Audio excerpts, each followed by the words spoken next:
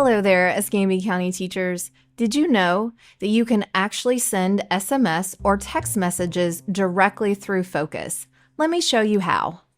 When you're on your Compose screen in your communication module, you're going to see that it does default to email. You can also come over here and click your SMS tab if you would like to send a text message.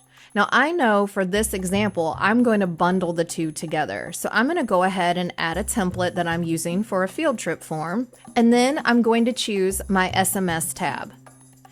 At any point in time, if you decide that you don't want this to be a bundle, once you click your SMS tab, you can exit out of the email. If you leave the email blank, there is no content, and so no email will be sent. Now I'm ready to enter my text message. But before I do, I'm sure you've noticed that my signature is already added here at the bottom.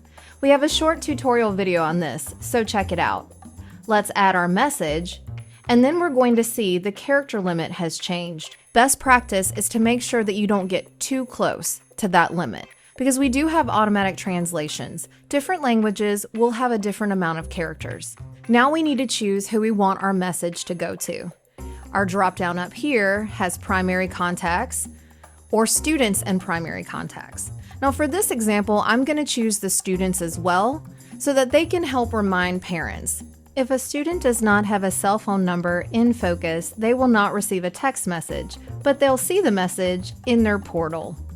Now I need to choose students and primary contacts for all of my classes.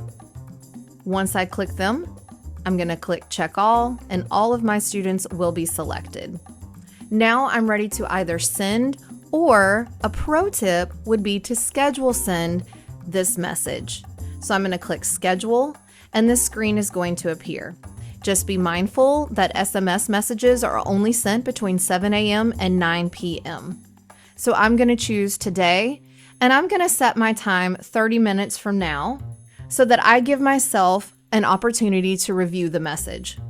Once I click save, it's going to let me know how many people this is going to, and then it's going to appear in my scheduled box. Another pro tip would be, if you need to make any changes, you can click change what you want to change. You could do the same thing for your SMS message, and then all you have to do is click your red save button, confirm it, and it's going to remain scheduled. Quick and simple.